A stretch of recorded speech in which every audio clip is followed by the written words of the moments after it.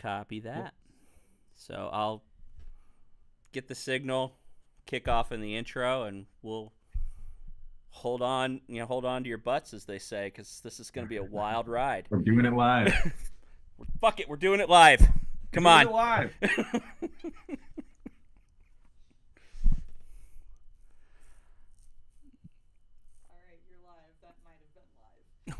All right. Well, here we are. Welcome, everybody. And welcome to today's episode of Keepin at 800. I'm your host, Andrew Stummy, Director of Field and Organizing and Political Coordinator for the Art Directors Guild, IATSC Local 800. We are sprinting toward the finish line of the 2024 election cycle. We only have about 25 days left in determining the future of our country and the future of the labor movement. No big deal, right? So we wanted to put together an episode that provides you some information about the fight for our future in Washington, D.C. And so with that, I am super excited to talk to the IATSC Political Legislative team today. Welcome, guys. I want to welcome the IATSC Political Legislative Director Tyler McIntosh and Assistant Political Legislative Director Jackson Reese. So, guys, tell me a little bit about yourselves for the members who don't know you like I do. Gladly. Thanks, Andrew. And appreciate you guys having us on today. And thanks, everybody who's tuning in. I'm Tyler McIntosh. I'm the Political Legislative Director for the International. I head up our office in Washington, D.C. I've been our Political Legislative Director since 2019 and joined by my colleague, Jackson Reese. Yeah, hey there. I'm the Assistant Political and Legislative Director. I've been with the union since April of 2020, so coming up on 5 years now. My background before was in political campaigns and specifically fundraising, but as Andrew knows, and I very proudly tell to anyone who will listen, I grew up in an IA family. My dad, Kim Reese, is a production designer and coming up on 30 years as an ADG Local 800 member. So I am particularly thrilled to be keeping it 800 this morning. You stole the Family. words right out of my mouth, man. Like, this is keeping it in the family for real. Yeah. Well, we got a limited amount of time with you guys because, of course, why would you be busy during an election season, especially now? So let's just jump into this, all right? Now, you and I both know the importance of this election, and in my opinion, the stakes in this one are pretty much total. For the labor movement, but can you lay out what you think the stakes are for the listeners that aren't, political junkies like us?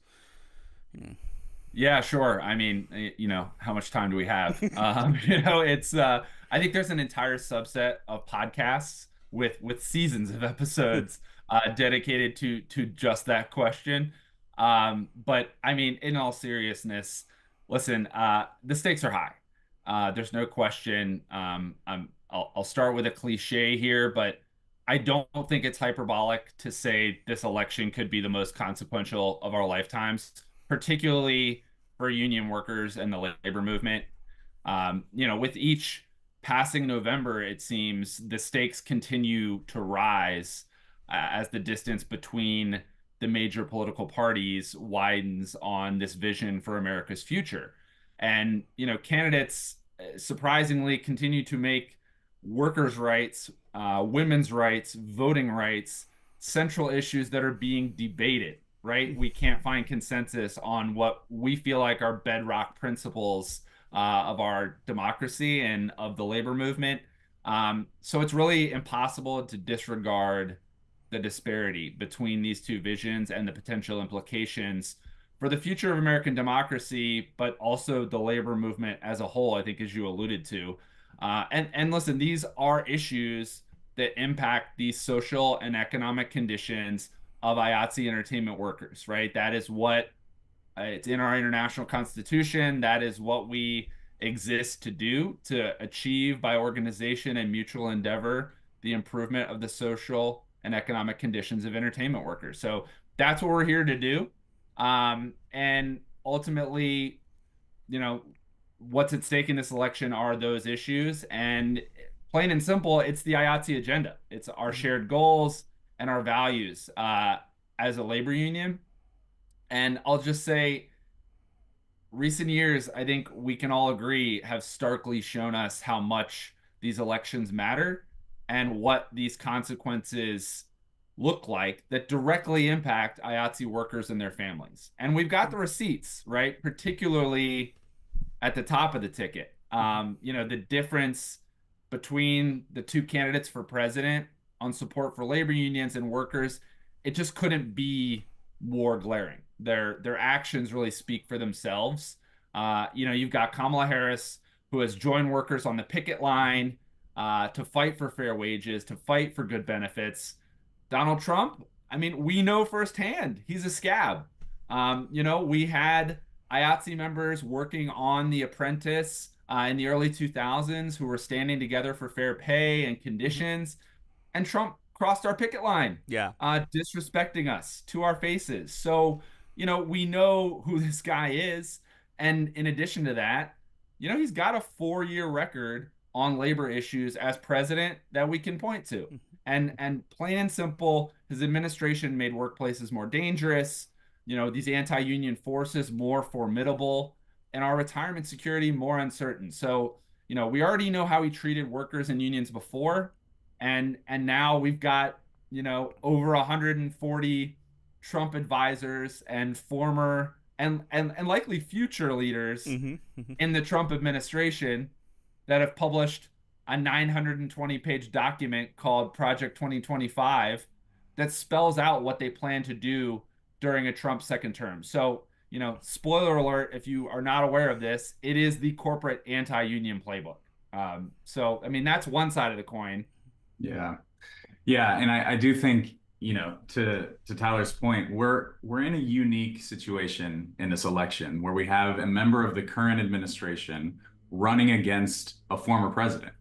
I think the last time that this happened was when Grover Cleveland, lost and then reran like at the late 1800s, right? And so it gives us a really unique opportunity to compare the actual tangible records and Mm-hmm. not just the promises, and I think that there are certain lines during election time that, are repeated enough that maybe their meaning becomes diluted. But I think something that's worth emphasizing is that the Biden-Harris White House has truly been the most pro-union administration in history.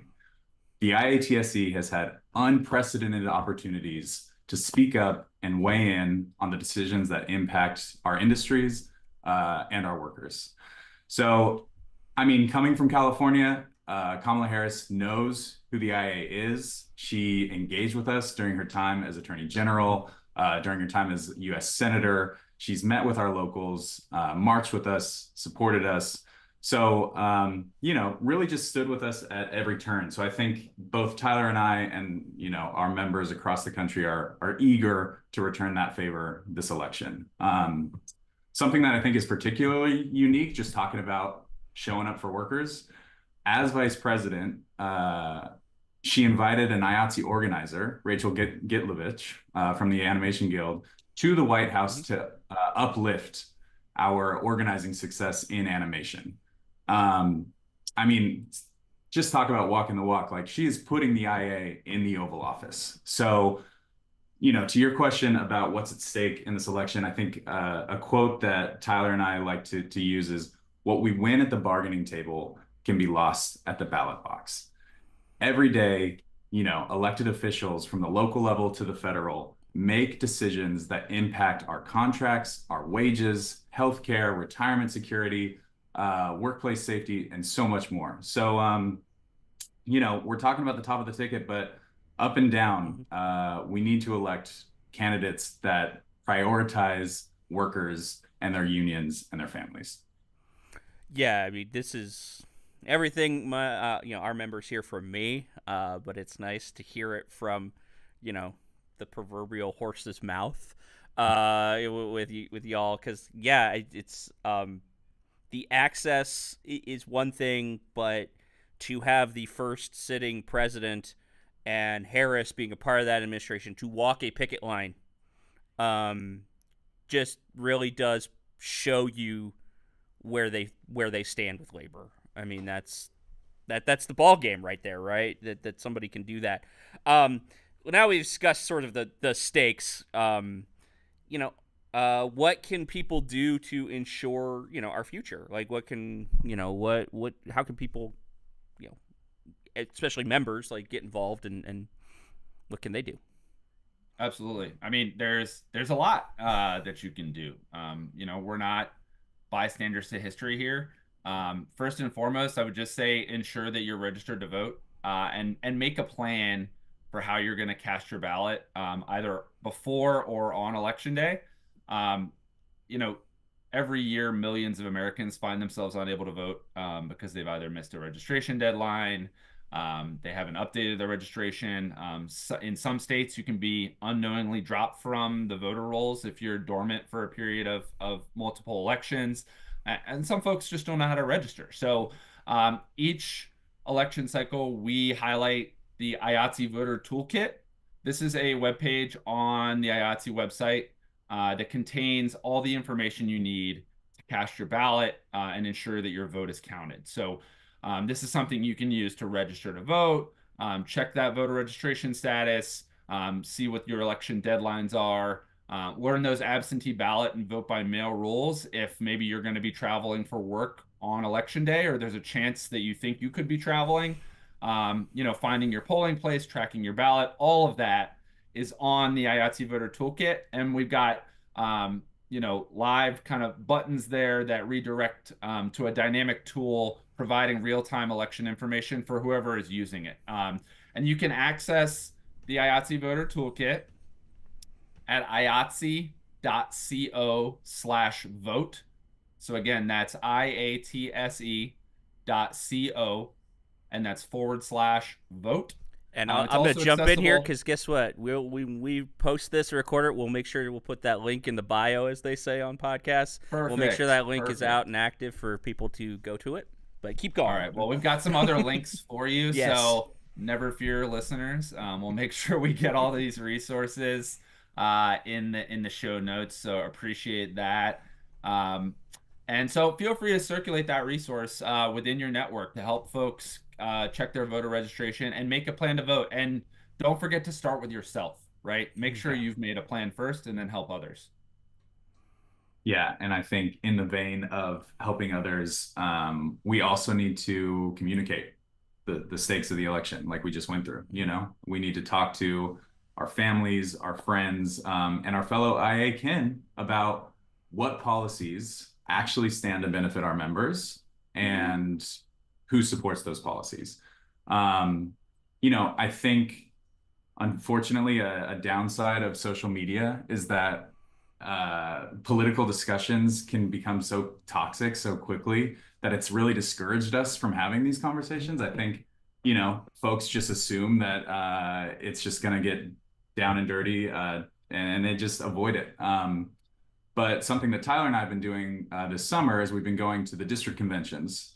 So for those that don't know, IATSE locals are grouped into 13 different regions called the districts, and they meet each year. And we've been talking with the education and training department about overcoming polarization and how we can do it. And one of the key takeaways is that when we focus on the issues that are impacting us, we often want the same things, that the divide between us is not that wide if we get to the issues that affect our day-to-day. So at least with regards to the presidential election, one of the resources that we've created to help you talk about the issues and to help you talk about this election as it pertains to IA members is our IATSE for Harris Walls website.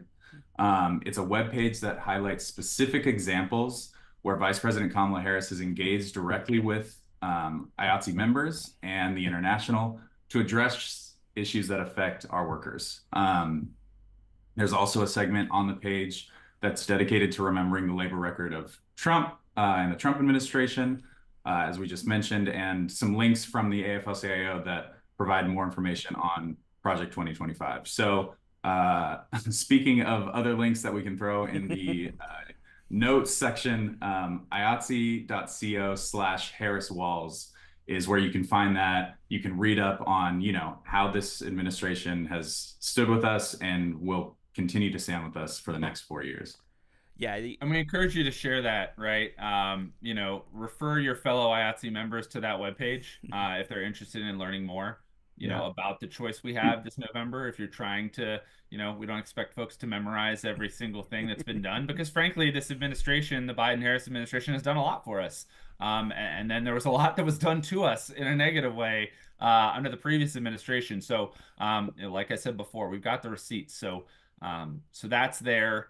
And we don't mean to be rude guests here by adding items to the to-do list of our host, but we do always advise IATSE members to contact their local union political coordinator for additional opportunities to engage in political activism. So, for our 800 members listening, reach out to Andrew.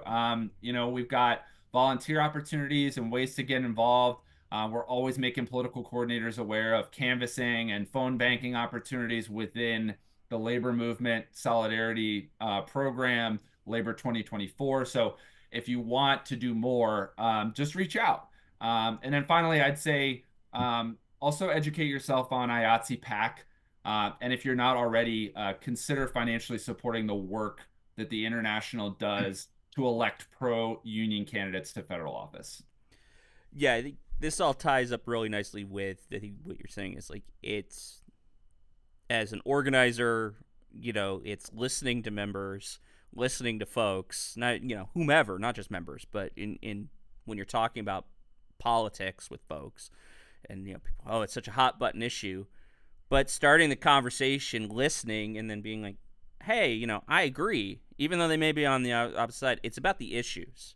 When you make it about the cult of personality that's been cultivated out there in this political landscape, then I think that's where a lot of the friction happens. That's where these arguments happen.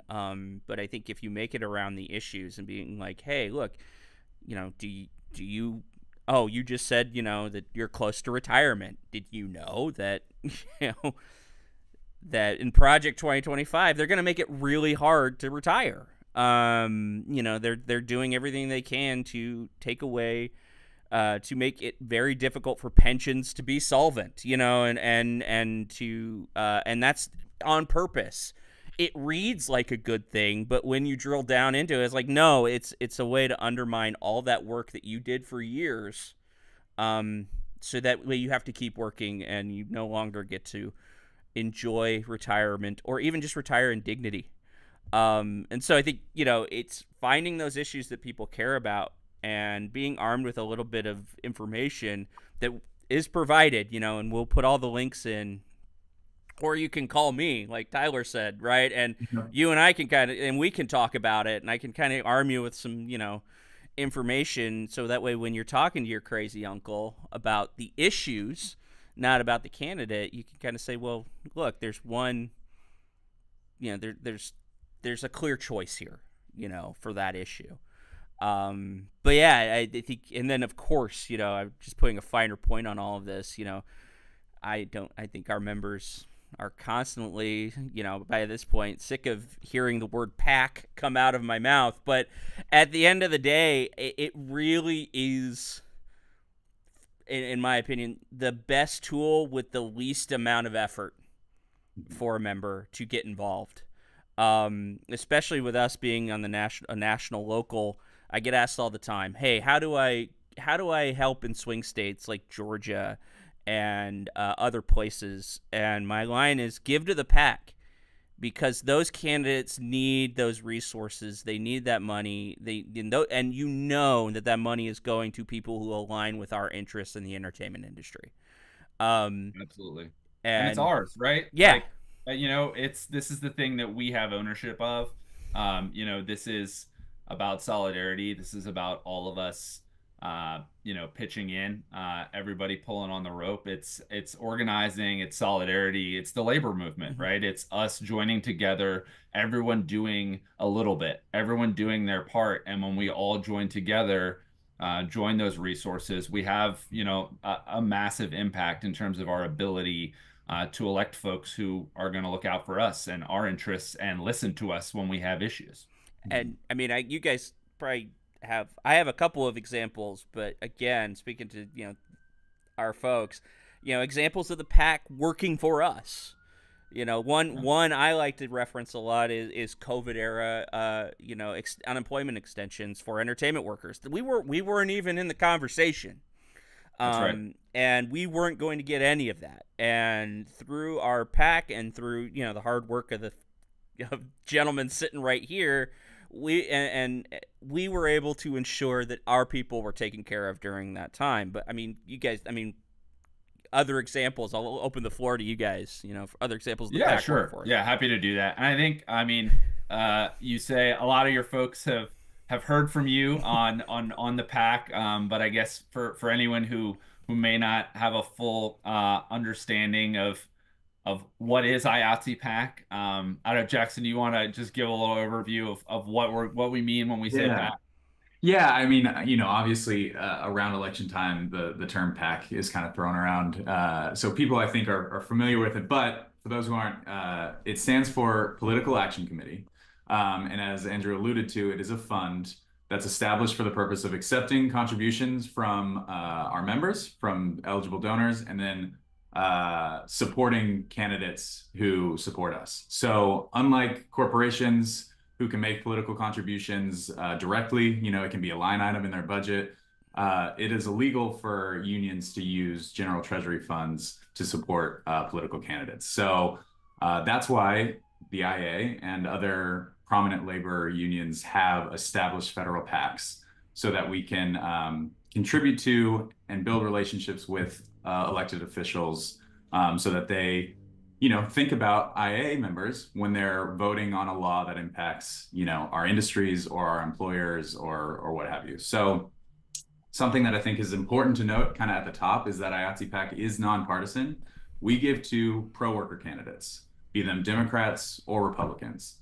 Obviously, the list of union supporting Republicans at the federal level is shrinking, unfortunately. But as Tyler alluded to, the PAC was created for our union and its members to have a greater voice in the political and legislative process. That's right. Yeah, and I think, the reality is, and Jackson alluded to it here, is, listen, corporations have these entities, our employers have these entities, anti-union forces, folks who uh, don't like unions, right? And frankly, there's millions and millions of dollars that they are funneling to anti-union and anti-worker candidates a lot of the time, that don't support our ideals. And ultimately, this is a tool. This is our ability to stand up and fight back on those, that amount of wealth and focus. And listen, we're not asking anybody to do outside of what's in their means, but I think if we ignore this opportunity, you're talking to two guys who, frankly, I don't know that you'll find many people who are more enthusiastic about getting money out of politics. It would free up a lot of our Yes, bandwidth absolutely. to do other things that are productive for the membership. But you got to play the game that it's out there, and the reality is, if we just walk away and don't focus our efforts on this tool that we have the ability to influence policy for the benefit of our members, then we're doing ourselves a disservice. We're just not taking an opportunity by walking away. And so, ultimately, to advance that pro-worker legislation and policy, we have to financially support candidates that stand with workers. I mean, that's what it's there for. Your union gives you a voice at the bargaining table, right?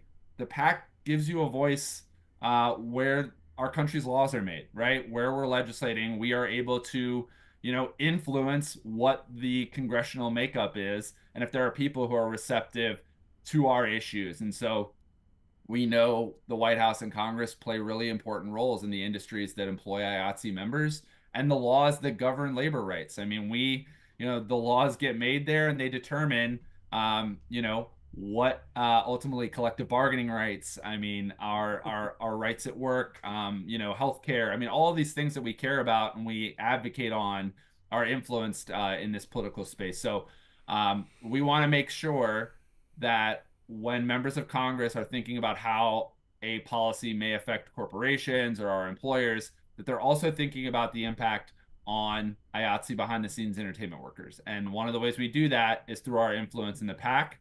And then again, I mean, there are so many examples. I think Andrew, you alluded to a really good one, and I think there really is no stronger example of our union's ability to achieve, what we set out to do than the COVID-19 federal pandemic relief that Mhm. that we got. As you mentioned, I mean, in March of 2020, when Congress was first considering coronavirus relief legislation, there was a serious risk that we were going to get left out in the cold Mhm. altogether because unemployment insurance programs, as we know, have traditionally failed to address the needs of entertainment workers. Yeah. But because we had champions in Congress who understood our industry, who cared about workers, we made sure we were able to get eligibility for that $600 a week of federal benefit over the state levels, and making sure that people who had, even those with scheduled or offered work that had been shut down due to COVID, were able to get those benefits. And that didn't happen by accident, Yeah. right? That was because of our grassroots activism and because we were able to help elect through the PAC members of Congress who demanded that more be done for us. So that's a prime example, but there are certainly others. Jackson, if you want to touch on one or two, but the list is long, Yeah. and so Yeah. this is a really influential tool we have. Yeah, I think shortly thereafter we had the 2020 elections, and we used the PAC to support candidates that won a pro-worker trifecta. So Joe Biden, of course, won the White House, and then we had pro-worker majorities in the House and the Senate. And that 2-year period from 2020 to 2022 was super productive. Mhm. The first law that Joe Biden signed into, or the first bill that Joe Biden signed into law, was the American Rescue Plan Act. And the American Rescue Plan Act extended those pandemic unemployment insurance programs, but it also included all of the IA's other priorities for additional COVID-19 relief. It provided 100% COBRA subsidy so that IA members who had not yet returned to work could stay on their multi-employer health plans. It gave IATSE locals access to the PPP loans, Mhm. um, so that they could continue to provide, support to their members as they were forgiving dues and stopping due payments. And then to your point, Andrew, earlier about retiring with dignity, the bill included the Butch Lewis Emergency Pension Plan Relief Act, which is a mouthful. But essentially, what it was is it was relief to the multi-employer pension system. The IA has strong pensions, but we are part of that system, Mhm. and there are parts that were suffering. And so now that relief that came through the American Rescue Plan Act secures our pensions for generations to come. And I think it's worth noting, I mentioned earlier that Vice President Harris has played a pivotal role. She was the 51st vote in getting that bill passed. She's the reason we got any of that. So I know it's a little in the weeds, but we were in a pretty dire straits there at the beginning of the pandemic. I don't think anybody would disagree. And this really kind of helped sustain us until we were able to return back to work. Yeah. And not only that, I think last point here, too, is IATSE PAC also can help strengthen our hand not only with legislation and policy, but also at the bargaining table, right? Mhm. You may recall, Andrew, during the 2021 Basic Agreement and Area Standards Agreement negotiations, long before SAG-AFTRA and the writers went on strike, we were really 24 hours away from the first industry-wide shutdown that our industry had seen, Mhm. in decades. And, when the AMPTP refused to bargain on our key issues at that time in the fall of 21, we got 120 members of Congress to sign a letter to Carol Lombardini, the head of the AMPTP, demanding that they return to the table Mhm.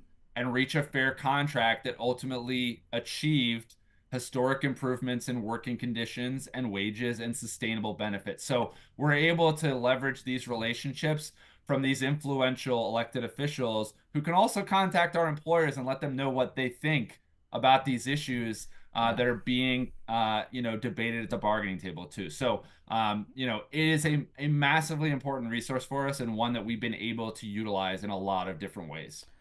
Well, with all of these wonderful things that we that we have with the pack and that they do, how can people donate? Well, Yeah, I think, well, you've got that exactly, the placard right in front of you, iotcpack.net. The easiest way to make a contribution is to go to that website.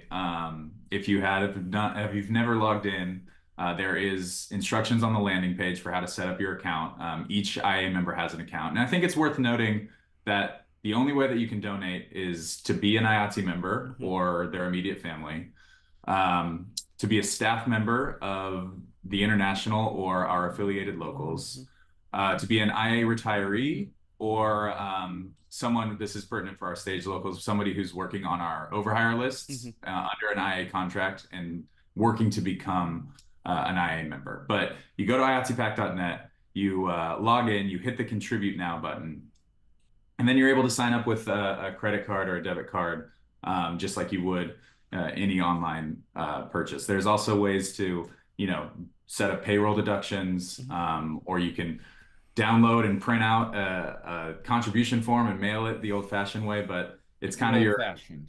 Yeah. Sorry.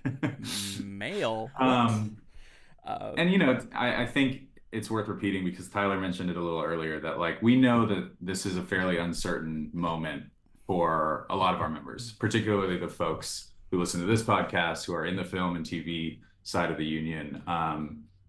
And we're cognizant of the financial situation that they may be in. So, we're not asking for grand contributions. This is really just signing up for $2, $5, $10 a month.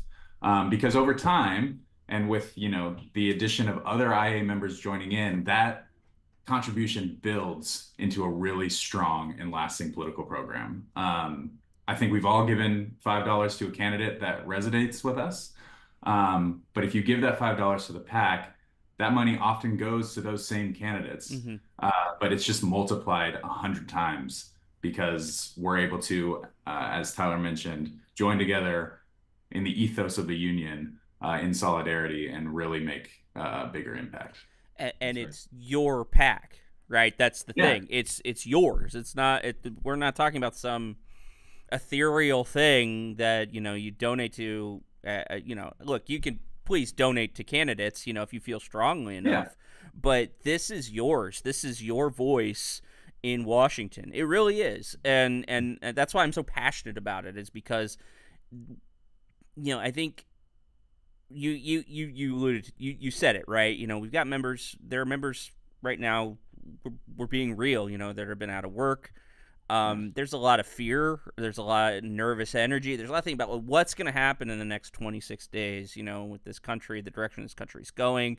And that all ties into people's work and their identities. And I think this pack gives you a voice and some comfort in some way to say that that this money is going to represent your needs and address your issues in your work. I mean, we all pour so much of ourselves in this industry into our work. It really does become our identity.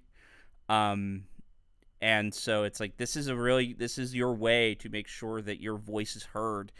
And I agree with Tyler earlier. Look, if I were queen for a day and I could get rid of money in politics, absolutely. I mean, it's like we shouldn't be spending billions of dollars on a presidential campaign, but that's where we're at. And this is the reality, and we've got to face that reality and play on the field. And so so I want to, I think I'm getting wrap it up signals, but I'm the host, so we're going to keep going. It's I'm in the driver's seat. Buckle up, people. So I do want to get to an important point on this note for our members, right? I'm getting asked a lot at the local level, what's on the horizon for our political program? What's on the horizon in the political sphere? In what we're doing to address, the entertainment industry and politically. and I know the three of us have talked a little bit in prior meetings, but I'm I'm gonna let you guys sort of give us a little bit of a landscape of where we go in the future, what our political program looks like moving forward. Obviously the priority being election day and the 26 days, but like after that day in November, what are we looking at? What are we looking for? Absolutely. Yeah. No, I'm glad you asked that. I was actually just thinking as you were talking about the pack. I mean, a lot of the concerns that members rightly have about the state of the film and television industry and the retraction that we're seeing, there is going to be policy conversation about that in the coming years. And what happens on election day and who we elect and who is receptive to our feedback and who's going to hear us is ultimately going to determine what we're able to achieve. Plain and simple. So I think, for us, right? I mean, Jackson and I are grinding. It's hard for us to see too far past 25 days from now. But that said, we know what our priority issues are on behalf of the membership for the next Congress. And I think you touched on one of them being, there is going to be an effort to start talking about ways to incentivize more production in the United States of film and television work, right? Making sure that these other countries like the UK, like Australia, like others, Ireland, I mean, there are a number of them out there that they know what a lucrative industry this is. They know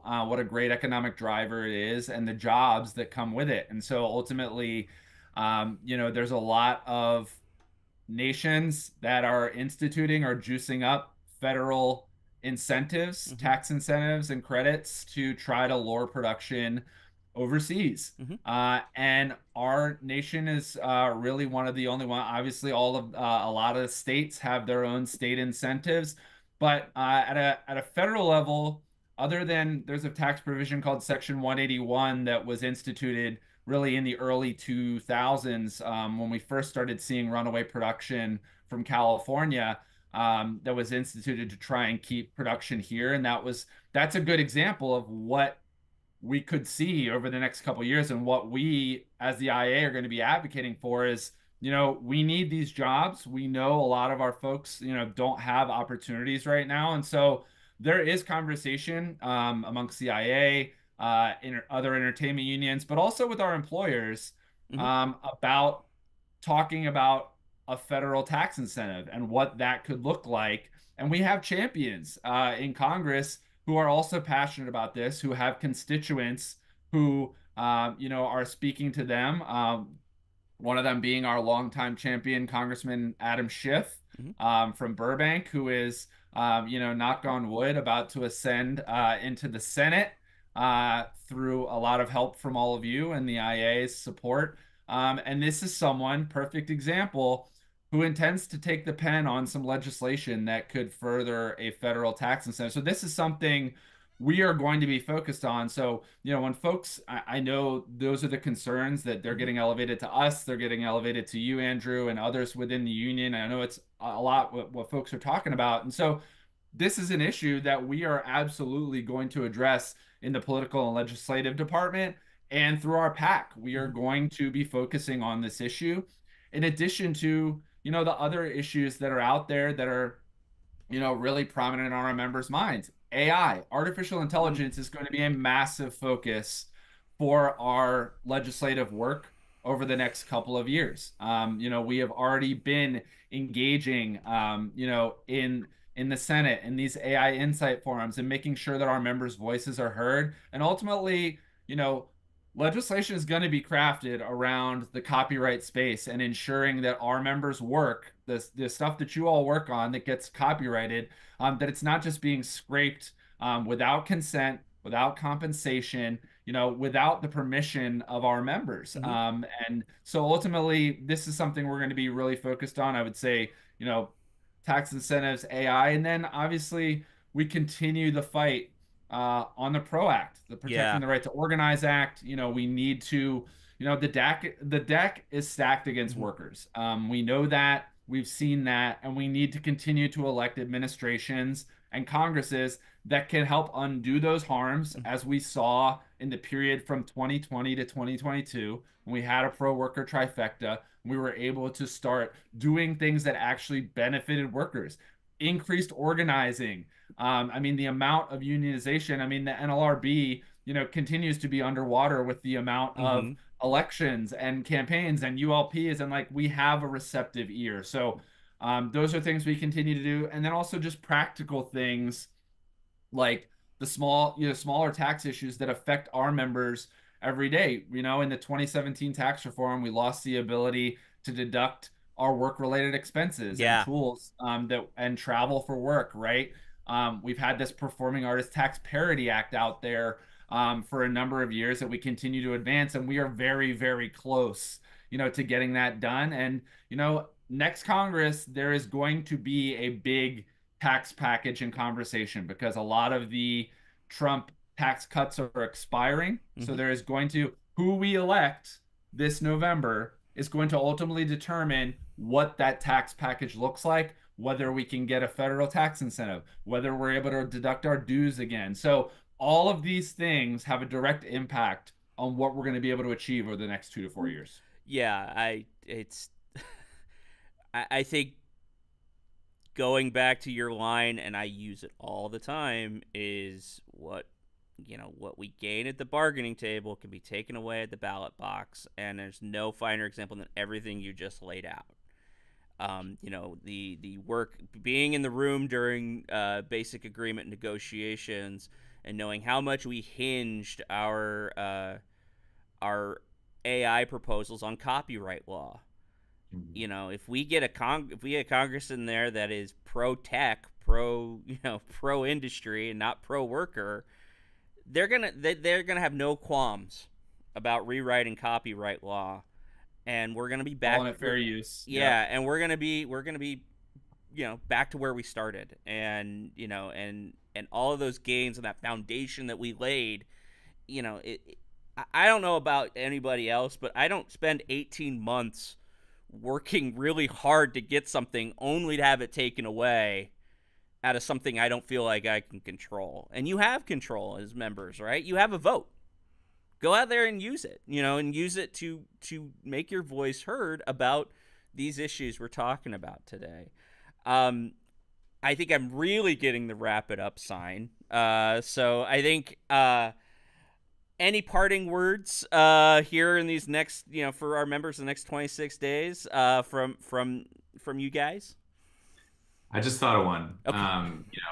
As we're talking about voting, I think it's important, some of our members live in states that are not considered battlegrounds, that are decidedly either red or blue as it pertains to the top of the ticket. And so they might feel like my vote doesn't matter. Like, why should I turn out? Why should I go through the effort to cast a ballot? And what I've been emphasizing with our folks all summer is that, those down ballot races, the hundreds of state and local races that are going on, with elected officials that like stand to directly impact you and your day to day, maybe even more than the presidential, those races are decided by 1,000 votes, Yes. 100 votes, a dozen votes. Like the Senate and the House and on down. That's where your vote really, really makes an impact. And those are the people that we need in office in order to advance any of these things that Tyler just talked about. So, if you're listening to this, you believe in unionization, which is about bringing democracy to our workplaces. It follows that you believe in participating in our democracy. So yes, in the next 24 days, do what you can to make sure you're registered to vote and make sure your friends are. That would be my parting words. Yeah, and if you have any, we are a resource to all IA members.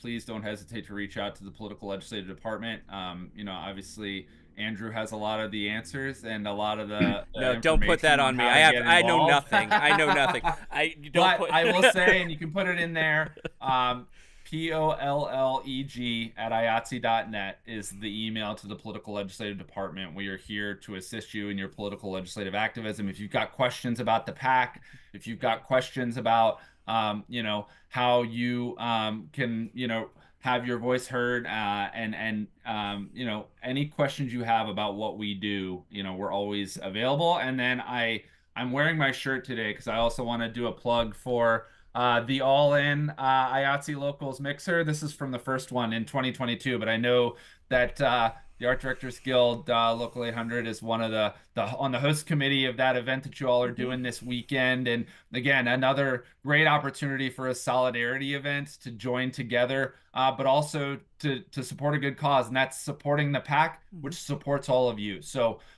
you know, if you don't have plans this weekend or you're not aware of that, I'm sure Andrew can get you more information there. But go turn out and you know, talk about some of the things we've talked about today at that event. And you know, let's run through the tape. Let's put our heads down and let's make sure that we have an environment politically and legislatively where we can achieve the things we want to achieve. Man, you got all the plugs in there. You got all the promos in there. It's like, you know, you must do this for a living. Yeah, I gotta right. say, no, absolutely, yeah. Tomorrow, October 12th, All Impact Mixer. It's gonna be a great time. Plenty of opportunities for you to give to the pack, but also, you know, go out, spend some time with fellow members. We'd love to see you there. I'll be there. Our comms team will be there. So come on out.